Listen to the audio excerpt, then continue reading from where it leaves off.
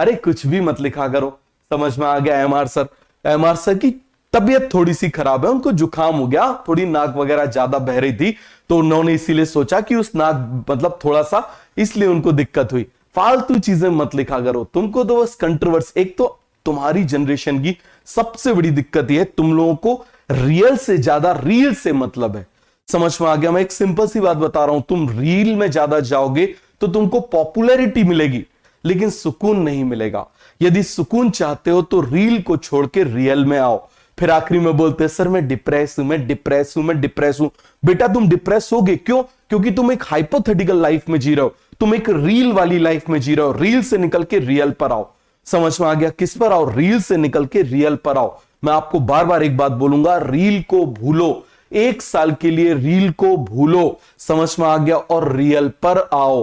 Clear है? Last year ऐसा, last year क्या अभी भी कई सारे बच्चे ऐसे होते हैं, मुझे मैसेज करते हैं सर नेक्स्ट ईयर मैं फोड़ दूंगा, मैं बिल्कुल कॉन्फिडेंट हूं मैं फोड़ दूंगा। मैंने कहा ठीक है बेटा, सबसे पहले तो इंस्टाग्राम अनइंस्टॉल करो, नहीं तो मैं अभी ब्लॉक कर दूंगा। तो इस बात को आप समझो, सबसे पहले आप अपनी दायरे को सीमित करो। क्या करो? अपने दायरे को सीमित करो। आप बिल्कुल फोकस करो। जैसे आपने घोड़े को देखा है, क्या कर देते हैं उसको, इस तरीके से कर देते हैं उसको, इधर उधर का कहीं दिखता नहीं है। अर्जुन से पूछा था कि आपको क्या दिख रहा है, उसने बोला चिड़िया की आंख। इसका मतलब ये थोड़ी बाकी चीजें ब्लर हो गई, बैकग्राउंड में जो है कुछ बिल्कुल सब कुछ ब्लैक हो गया, केवल आंख दिख रही है। बाकी उस समय आईफोन या मान लो बाकी अच्छे कैमरे तो थे नहीं कि बाकी सब कुछ ब्लर कर दें। इसका मतलब होता है कि बाकी चीजें दिखाई दे रही हैं लेकिन उसका फोकस केवल उस पर है। तो मैं आपको एक सिंपल सा सजेशन दे रहा हूं, याद रखना, रील से निकलो और रियल पर आ जाओ।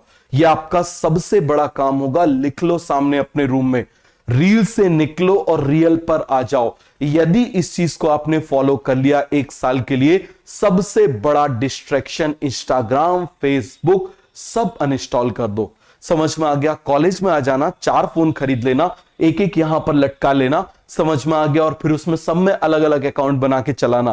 क्लियर हो गया? एक में टिंडर चलाना, एक में बम्बल चलाना, पता नहीं क्या क्या हैपन होता है वो आप चलाना, आप ही लोगों से पता चलता रहता है।